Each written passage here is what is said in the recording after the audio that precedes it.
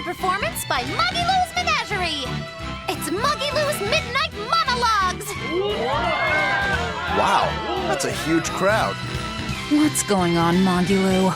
No one said a word to me about this. It's simple. The guest draws a topic card, and we have a discussion about that topic. And as your esteemed hostess, I'll be digging up each of your most embarrassing secrets. But don't worry, it'll only make you more endearing to the audience. So be grateful and fess up. So, now you know. I see. I didn't know we were going to be part of the show. This is all a little sudden for me. I'm not sure I can talk. In front of everyone. I don't mind. A swordsman is always ready to fight and to speak his mind. Leave me out of it. I don't see any point in talking in front of a... Bienfu has already warmed up the crowd. There's no escaping this. Bienfu is good at the most random things. But I don't want anything to do with this crazy... Velvet, you of all people should know the world is made up of crazy things and random happenings. It's easy to run away from trouble and hardship, but that can start a habit of running. Tell me, do you think a coward who runs away from all their fights will ever be able to get their revenge? I'm not afraid of anything. Your talk show doesn't scare me. That's the spirit! Just spit it all out! Tell it like it is! We'll give a part of a secret word each week, so be sure to stay until the end! Damn, how could I fall for that? Magilou can be convincing. Gotta be careful. What's she going to make us say? It's time to begin! What's in the cards for our discussion with this week's guest? Find out in the first ever Magilou's Midnight Monologues!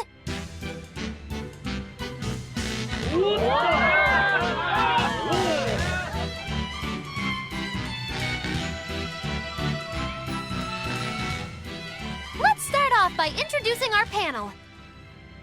Or we could just skip it. Give me a break! Don't be like that. They're really into this. Just the reactions I was hoping for. All right, our first guest is someone who always cuts right to the chase. Hi, I'm Rokuro Rangetsu, a prison island escapee. My hobby is perfecting my deadly swordsmanship, and my dream is to kill my brother. Quite an introduction from the man himself. You really are fearless, aren't you? I am. Come at me with a bow or a gun if you like. Although don't actually do that, because I'd have to kill you, so, you know. While the audience still thinks that's a joke, let's move right along to our talk segment. There are 6 topic cards. Matters of the heart. Now here's the truth. My first time, my biggest shame, what turns me on, and anything goes. Now, we just put these cards in Magilou's mystery box. And Rokuro, draw a card. All right, this one. And the card is my first time. Please, tell us about something that was a very special first experience for you. Let's see. Well, I could tell you about the first time I killed a living thing. Is that something you can talk about here? Yeah, it went surprisingly well. It started off by cutting the poor guy's head off with my first swing. Rokuro, I'm not sure this is appropriate. Next, I stabbed him in the stomach and sliced upward, spilling his guts out. Then I cut along his spine, peeled all his flesh back, and ripped out his bones. And that is how I prepared my first fresh mackerel. I thought you were talking about a person. Well, it's all the same, really. The only real difference... And that's all the time we have. Thank you for joining us, Rokuro. That's all? Oh, I was gonna talk about the first time I killed a giant unidentified monster. Next time, I don't want my show to get banned after its first performance. Last, give us your part of the secret word. Right. The secret word starts with B-E. Our next guest will be Eleanor! Yes, at your service. See you next week!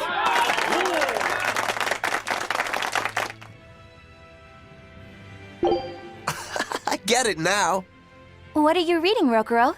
A book from the far continent. It has images of clothing my ancestors wore called kimono. It all looks strange to me. Well, I think the colors and patterns are pretty. This would look fetching on me. I like the fluffy tail and ears.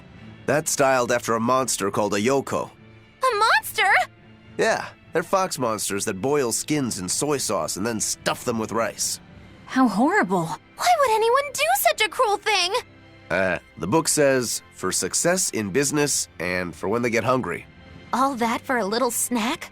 Ugh, that's scarier than velvet. I think the outfit with the red skirt looks lovely. That skirt is called hakama and was worn by priestesses called miko. Oh, that sounds kind of like exorcists. Miko did drive away evil spirits, but they also let the spirits of the dead speak through them. It also says they were temptresses of men. They were a force to be truly feared. Tempting men and consorting with dead spirits? They sound like monsters more than exorcists. This blue outfit would look good on you, Velvet. A kunoichi outfit. Looks very practical. It was also easy to remove. A simple tug on the sash, a couple of twirls, and presto.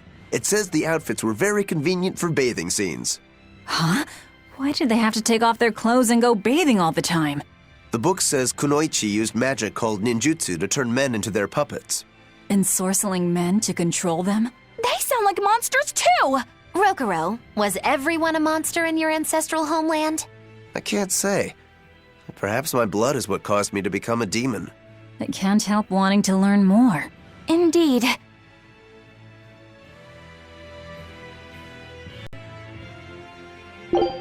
You look free, Magilou.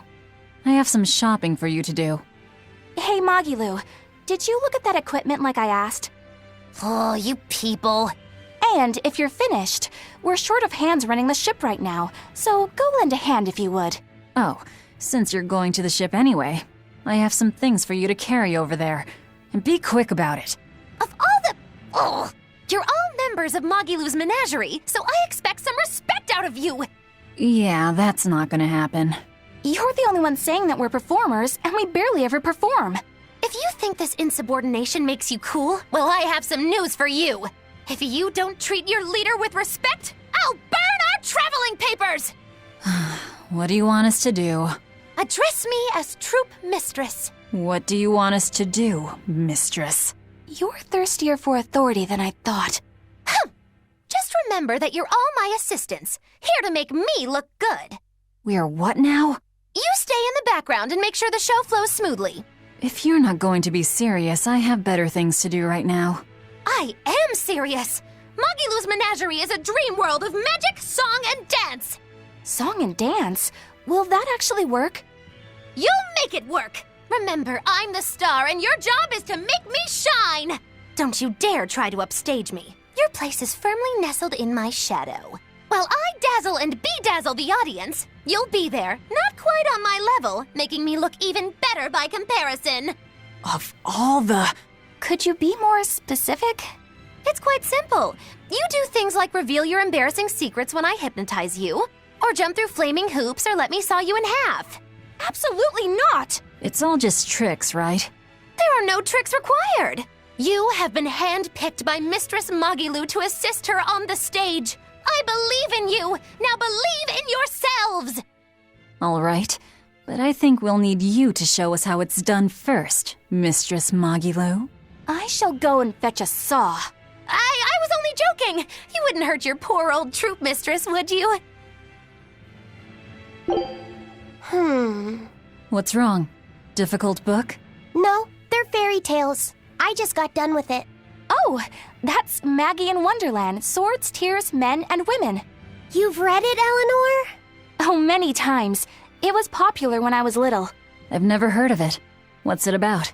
Let's see.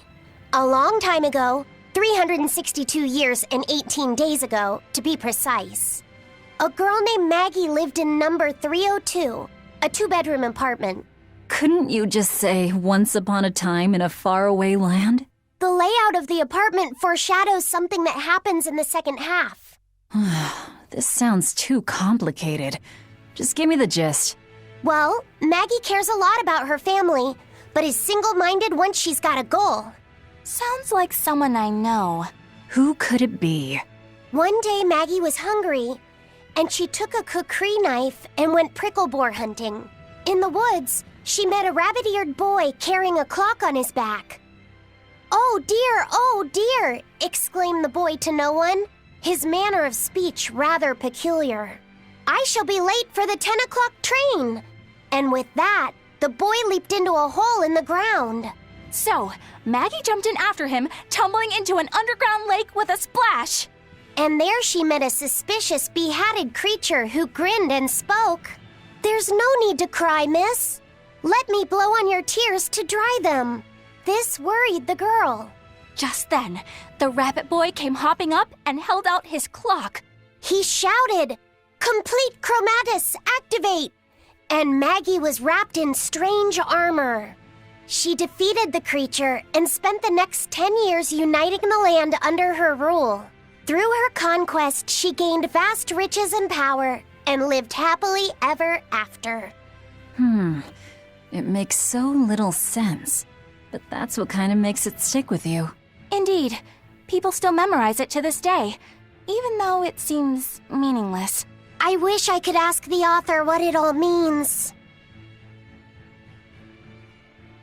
This is all news to me. It was just some nonsense I jotted down. I had no idea it had become a bestseller. There's no real point to it.